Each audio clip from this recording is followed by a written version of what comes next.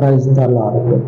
మన పరిశుద్ధుడు రక్షకుడు యేసుక్రీస్తు వారి శక్తి కలిగిన నామమున ఈ రోజున దేవుని వాక్య ధ్యానమునకు ప్రతి ఒక్కరికి మన దేవుని పేరట ప్రైజ్ ద లార్డ్. వాక్యంలోనికి వెళ్లే ముందు మీకు ఒక మాట చెప్పాలా. ఏంటంటే, ఎవరైతే ఈ ప్రార్థనలని ఈ వాక్యాలని అనుసరిస్తూ వాక్యానికి అనుకూలంగా జీవితాన్ని మార్చుకుంటూ ఉన్నారో, అలాగనే ఇక్కడ ఈ పరిచర్యలో చేస్తూ ఉన్నటువంటి ప్రార్థనలు ఏవైతే ఉన్నాయో అవి వారి జీవితంలో ఖచ్చితంగా జరుగుతూ వారి అవసరాలు తీరుతాయి.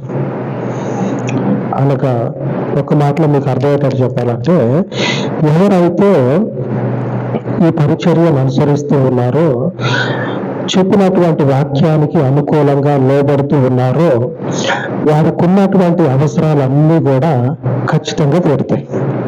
నేను చెప్పగలను అన్నమాట. నేను చెప్పగలను, నాకు ఆ నమ్మకం ఉంది. అంతకుముందు నా జీవితంలో దేవుడు చేసినటువంటి గొప్ప కార్యాలు చూసి ఈ మాట నేను చెప్తా ఉన్నా. నేను ఎవరి వద్దకు వెళ్ళి ప్రార్థన చేసి వాళ్ళకున్నటువంటి అవసరాల గురించి ప్రార్థన చేసి, మీకున్నటువంటి సమస్యలు ఇవి కదా, మీరు దేవునికి ఈ రీతిగా ఉండండి అని ఎప్పుడైతే చెప్పానో, వారు అలాగ నడవటం మొదలుపెట్టిన తర్వాత వాళ్ళ జీవితంలో దేవుడు గొప్ప కార్యాలు జరిగించటం నేను చూశాను. కనుకనే ఇప్పుడు మీకు కూడా అదే మాట చెప్తా ఉన్నా. ఖచ్చితం అంటే ఖచ్చితంగా మీకున్నటువంటి సమస్యలు దేవుడు ఖచ్చితంగా తీరుస్తాడు. ఆయన నా ప్రార్థన ఎప్పుడు కూడా పక్కకు పెట్టిన పరిస్థితులు నా వెనుకటి జీవితంలో నేను ఎప్పుడు చూడలేదు, ముందు జీవితంలో కూడా చూడబోను. ఆయన నన్ను పిలిచి ఇచ్చినటువంటి ఈ పనిని భయంతో బాధ్యతతోటి గైకొంటూ ఉన్నందుకేమో ఆయన కృపను బట్టే ఈ మనవులన్నీ కూడా వింటా ఉన్నాడు. ఇకపోతే ఇక ఈరోజు మన వాక్యాన్ని ధ్యానించుకుందాము. ఈరోజు వాక్యంలో దావీదు గురించి చెప్పుకుందాం. దానికి ముందు మన కళ్ళ ముందు ఉన్నటువంటి ఒకనొక రంగంలో, అంటే వాళ్ళు చేసేటువంటి పనిలో ఎవరైతే అణచబడతా ఉన్నారో వారిని మీరు చూసే ఉంటారు. బెదిరింపులకి లోబడి వారి జీవితంలో ఆ ఒత్తిడి తట్టుకోలేక వారికి ఆపోజిట్ గా ఉన్న వారి చేత చంపబడటం వల్ల జరుగుతుంది. ఆ ఒత్తిడి తట్టుకోలేక వీళ్ళైనా ఆత్మహత్య చేసుకోవడం జరుగుతుంది. మన కళ్ళ ముందు అణచబడేటువంటి వారి గురించి నేను చెప్తా ఉన్నా.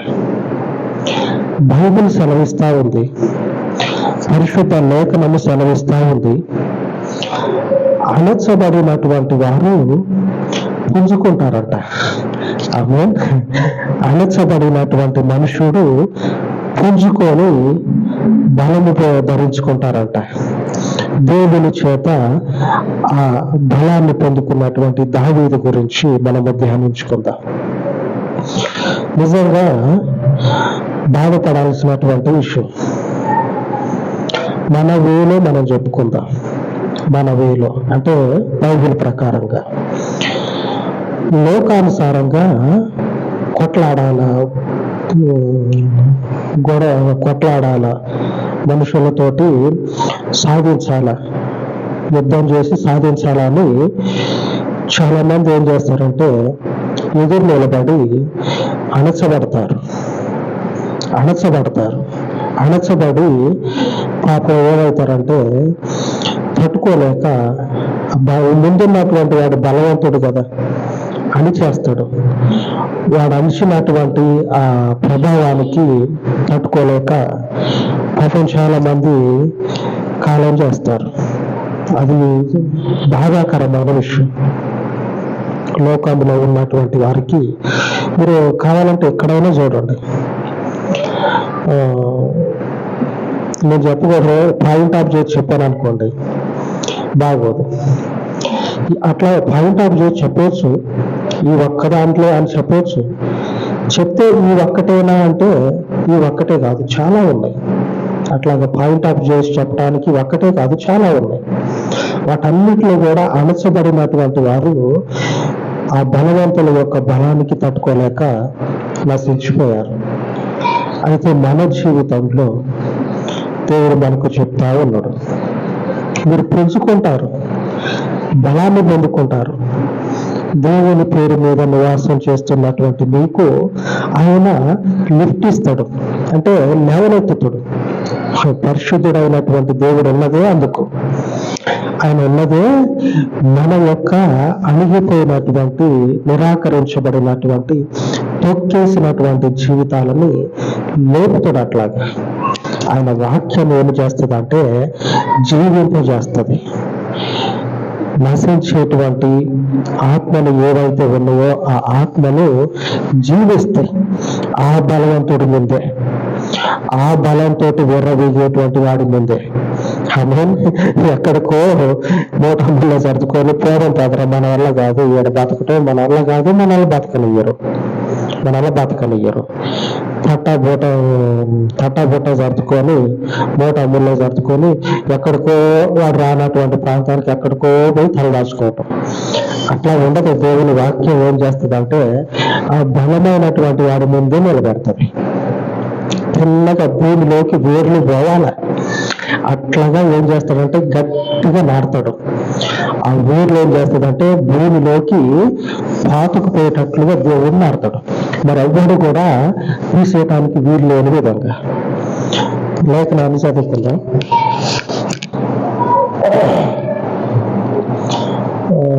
2వ సమూయేలు గ్రంథము 3వ అధ్యాయము 1వ వచనం.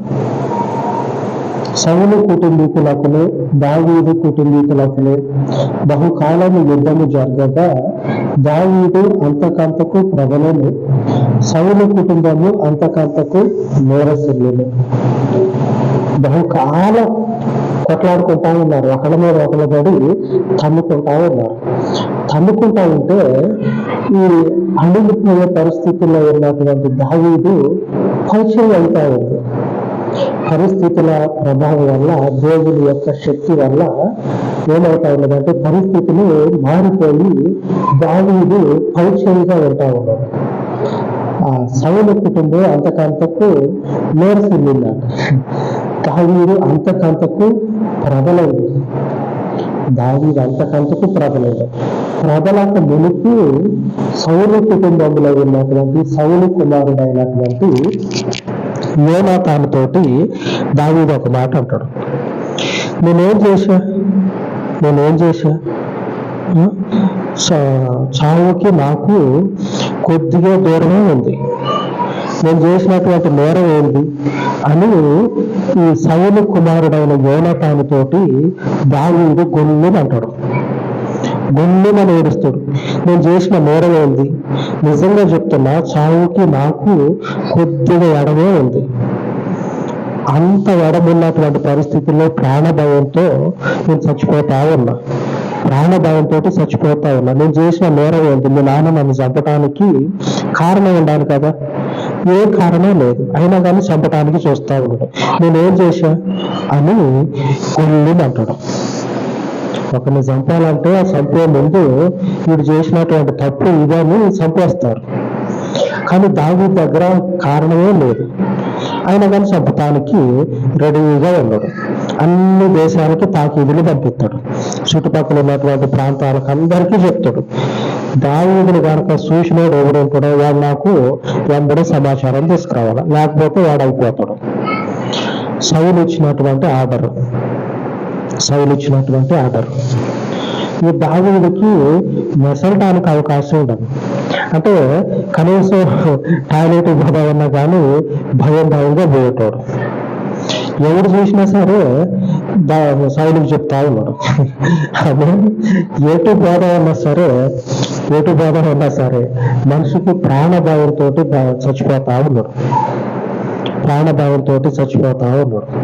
అందుకే యోనాతానుతో అంటా ఉన్నాడు, నేనేం చేశానయ్యా, ఆ సావుకి నాకు ఇంత ఎడమే ఉంది, కొద్దిగా ఉంది ఎడము, నేను చేసినటువంటి నేరం నేను ఒకవేళ చంపడానికి కారణం చూపిస్తే సంతోషంగా చచ్చిపోతా. నేను చేసిన నేరం ఏమీ లేదు, అయినా కానీ చంపుతా ఉన్నాడు. అయితే దేవుని చేత బలపరచబడినటువంటి మనుషుడు, ఆ బలమైనటువంటి వాడు ఉన్నాడు కదా, అణిచేటువంటి వాడిని దేవుడు ఏం చేస్తాడంటే అణగదొక్కుతాడు. ఆమె అణచబడినటువంటి మనము ఇప్పుడు కూడా హెచ్చించబడతాం, ఎవరైనా సరే. ఆమె అప్పుడు జరిగినటువంటి విషయాన్ని చెప్పి నేను దేవుడు ఇంత గొప్పడని చెప్పట్లా. ఇప్పుడు కూడా గొప్పడుగా దేవుడు గొప్పోడు అయితే ఇప్పుడు కూడా జరిగిస్తాడు. దేవుడు గొప్పోడే, జరిగిస్తాడు, ఇప్పుడు కూడా జరిగిస్తాడు. మన జీవితాల్లో ఇప్పుడు ఈ వాక్యం నెరవేరుతుంది. అణచబడేటువంటి పరిస్థితుల్లో దేవుని యందు మాత్రమే మన యొక్క విశ్వాసం ఉంచి ఆయన వైపు నడుద్దాం. ఎవడైతే అణగదొక్కాలని చూస్తా ఉన్నాడో, మనము లోకములో ఆయా రంగాలలో నిష్ణాతులమయ్యి ఆ బలవంతుల ముందు నిలబడి చనిపోవడానికి రెడీగా లేము. లోకంలో ఉన్నవారు ఆయా రంగాల్లో నిష్ణాతులు ఉంటారేమో, ఎక్స్పర్ట్లుగా ఉంటారేమో, వాళ్ళ కష్టానికి తగ్గట్లుగా వారికి ఆ నిపుణత అనేది వచ్చి ఉంటుంది. కాదంటలా, ఆ నిపుణత వారికి ఉన్నటువంటి ఆ సామర్థ్యము బలవంతుల ముందు ఏం చేస్తా ఉన్నదంటే పూచిక పొల్లు అంటారుగా, అట్లాగా తీసేస్తా ఉన్నది. కానీ మనము అట్లాగా తీసివేయబడే వారము కాము. మన ముందు దావీదు ఎలాగైతే దేవుణ్ణి నిలుపుకున్నాడో మనము కూడా దేవుణ్ణి నిలుపుకొని ఉన్నాం. నశించటానికి కాదు, అణిచేటువంటి వాడిని అణచటానికి. ఆమేన్. దేవుని నామమునకు మాత్రమే శాశ్వత కాలపు కీర్తి కలుగును గాక. ఎందుకంటే ఆయన మనకు కీర్తినిస్తా ఉన్నాడు. ఆయన మనకు ఒక 60 సంవత్సరాలు కీర్తి ఇచ్చిండు అనుకోండి, ఘనతను ఇచ్చిండు అనుకోండి. 60 సంవత్సరాల ఈ ఘనతను మనం ఏం చేయాలంటే శాశ్వత కాలం ఆయనకి ఇవ్వాలా. మన వెంబడొచ్చేటువంటి వారికి మనం చెప్పాలా, మనము అణచబడాల్సినటువంటి వాళ్ళమురా, మనము అణచబడాల్సినటువంటి వాళ్ళము. అటువంటి మనల్ని దేవుడు ఏం చేసిందంటే అణచబడేటువంటి వారి పాదముల కింద ఉండాల్సినటువంటి మనలను ఉల్టా చేసేసిండు. అంటే ఆపోజిట్ అయిపోయింది, రివర్స్ అయిపోయింది. అదే మన కింద మనము ఒకరి కింద ఉండాల్సింది కాస్త వాడే మన కింద ఉండేటట్లుగా దేవుడు ఏం చేసిందంటే తిప్పేసిండు. లోకంలో ఉన్నటువంటి మనగాళ్ళు మీరు ఒకసారి గూగుల్లో పోయి లేకపోతే యూట్యూబ్లో పోయి చూడండి, సెర్చ్ చేసి చూడండి. ఉత్త కారణానికే చనిపోయిందని రికార్డులోకి ఎక్కిస్తారు. ఉత్త కారణానికే వీడు ఇంత గొప్పడు కదరా, వీడు ఈ చిన్న కారణానికి చచ్చిపోవటం ఏంటి అనేటువంటి అనుమానాలు వస్తాయి. కావాలంటే మీరు రోజు న్యూస్ పేపర్లు చూస్తూ ఉంటే ఇట్లాంటివి మీకు ఎదురుపడుతూనే ఉంటాయి. ఆ విషయాలు మనకొద్దు. దేవుని వాక్యమును ముందు పెట్టుకొని మనం నడుస్తా ఉన్నాం కాబట్టి బలాన్ని పెంచుకుంటాం, బలాన్ని ధరించుకుంటాం, పెంచుకుంటాం ఆయనలో మనం. ఆమె దేవుడు చేస్తూ ఉన్న వాగ్దానము ఈ దినమున హెబ్రీయులకు రాసిన పత్రిక 11వ అధ్యాయము 34వ వచనంలో రాయబడి ఉన్నది. బలహీనులుగా ఉండి బలపరచబడి యుద్ధములో పరాక్రమశాలులు అయ్యి. ఈ దినపు దేవుని వాక్యము బలహీనులుగా ఉండి బలపరచబడి యుద్ధములో పరాక్రమశాలులు అయ్యి. ఒక్కడు ప్రాణభయంతో యోనతానుతో గొల్లుమంట ఉన్నటువంటి ఆ ఒక్కడు తిరిగి బలపరచబడి ఆ యోనాతాను తండ్రి అయినటువంటి సౌలున్నాడు కదా, ఆ రాజ్యం అంతటిని కూడా అణుస్తా ఉన్నాడు, అణగదొక్కుతా ఉన్నాడు. కానీ దేవునికి మహిమ కలుగును కాక. ప్రాణభయంతో తిరిగినటువంటి మనుషుడు అదేదంటారు ఏంటంటే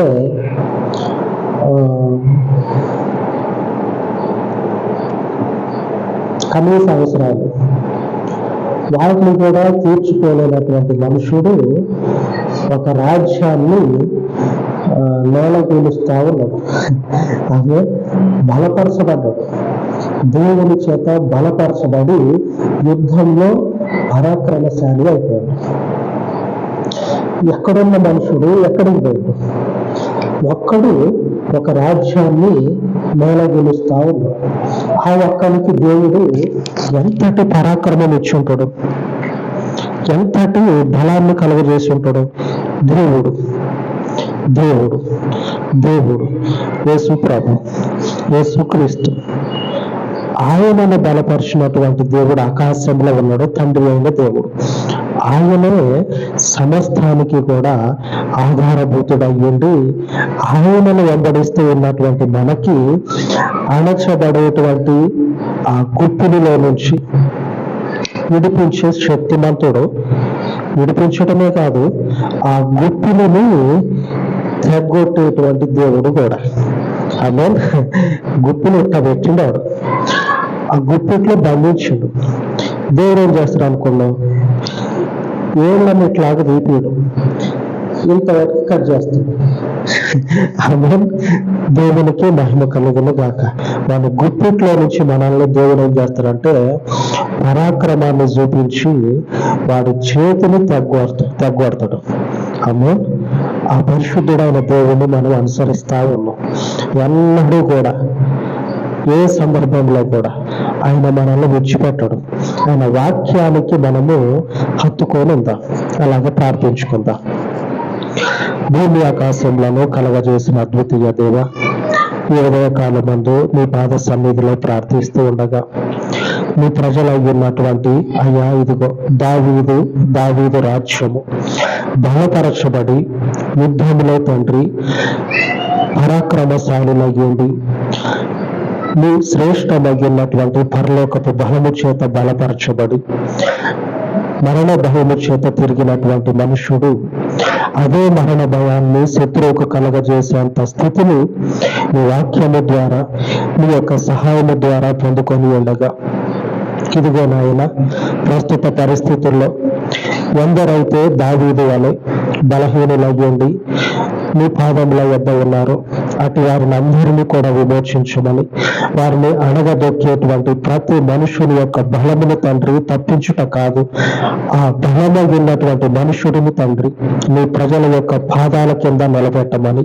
మీ ప్రజల పాదాల కింద వారిని అణిచి మీ బిడలకు తండ్రి బలమైనటువంటి దేవుడవుగా ఉండి మీ కృప చేత మీ బిడలను స్థిరపరచమని, నీ అంతటి పరాక్రమము కలిగిన దేవుడవని మీ సన్నిధిలో ప్రార్థిస్తూ ఉండగా ఈ యొక్క ఉన్నతాలను దీవించమని, ఈ పరిచర్యను నలుదిక్కులా విస్తరింపచేసి ఆశీర్వదించి, ఈ పరిచర్య ద్వారా మిమ్మల్ని అనుసరించుచు ఉన్న ప్రతి ఒక్కరిని తండ్రి పేరు పేరున దర్శించి వారి ప్రతి అవసరమును తీర్చి ఇమ్మానుయేలు దేవుడవుగా పరిచర్యకి తోడై ఉండమని యేసుక్రీస్తు మహిమ కలిగిన నామమున ప్రార్థించి వేడుకొనుచున్నాను తండ్రి. ఆమేన్, ఆమేన్. మన పరిశుద్ధుని కృప నిత్యము మనకు తోడై ఉండును గాక. ఆమేన్, ఆమేన్.